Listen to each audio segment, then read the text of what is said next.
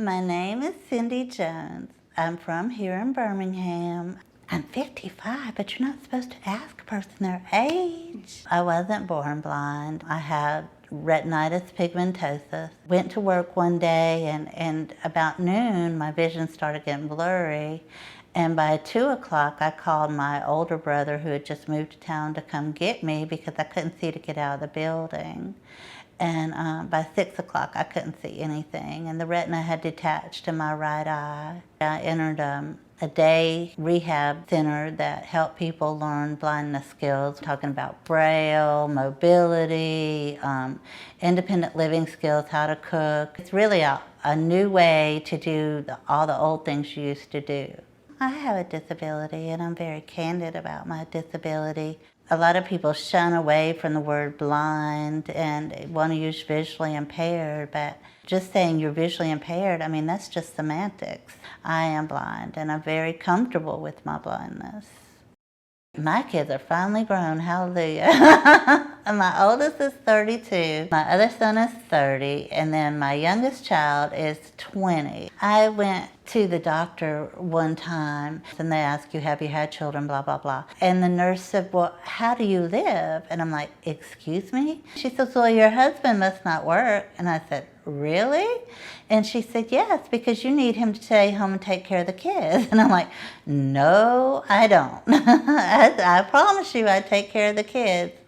And I do it all on my own, even babysit all the time. It's those kind of things sometimes that really get to you, that people don't believe in your abilities or might even be just scared to make friends with you because they don't know what to say to a blind person, or they're scared they're going to say the wrong thing. And in reality, most blind people are pretty open about sharing their stories or their experiences.